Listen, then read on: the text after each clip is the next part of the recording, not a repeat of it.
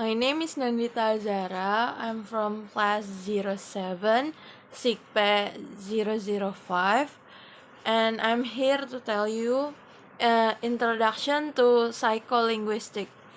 The matter that I'm going to present here is memory of prose.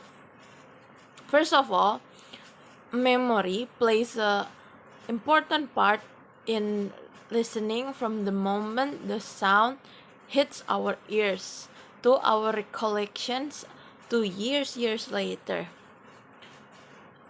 This process, it will be the final at the storehouse for the proportion that are built from there.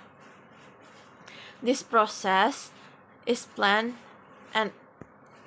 action are placed and also archive for facts and later on knowledge. We're going first to discuss what are memory. Memory is a fast processing amount of information in many forms and storing those forms of information and later on recalling it. And definition of memory of prose. It's the process of how prose is studied and how its content represented in our memory and how it retains information and is used to reconstruct the original prose.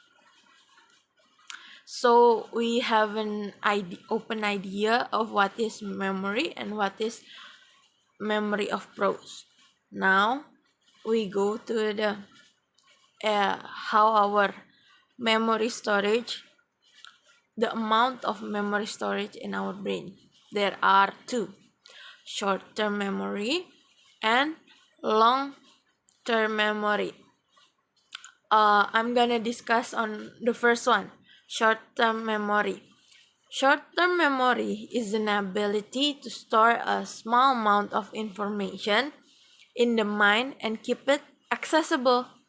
So it's still accessible, but it's only for a short period of time. This memory is extremely limited. So when someone said I have a short-term memory, is he or she become easily forget about things. The next one is long-term memory. Long-term memory is uncountable. It's the amount of storage is unlimited. The information that can be stored for a brief duration of time, when some new memory hits the long-term memory, if it's stored there, it's going to last for a lifetime. Even if someone just said a new information that's only like a short one, it's going to last a lifetime for someone. But there's also things that can affect the memory of someone.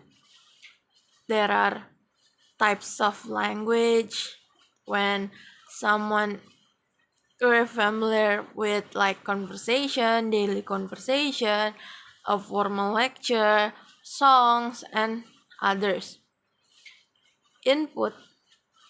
The next one is input. And then there's input. Input is a passively and grammatical error. It's when something has a grammatical error and they took notice on that. And retention interval is when listener receive an information and output. There's also principle of memory, the process of remembering of remembering the same as recalling, recognizing piece of information. People tend to retrieve it by bits of information from memory so that they can store it and use them reconstructing an original sentence. That's all from my presentation. I would like to apologize if I had something wrong, said something wrong, or my mind map wasn't enough. And I would like to say thank you to everyone who's watching this and my lecture, Pak Tito. That's all from me.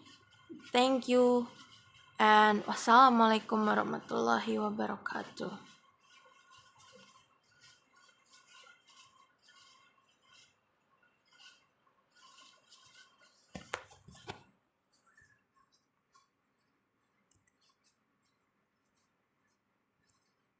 Dia diseleksinya kan ADHD, hyperactivity disorder.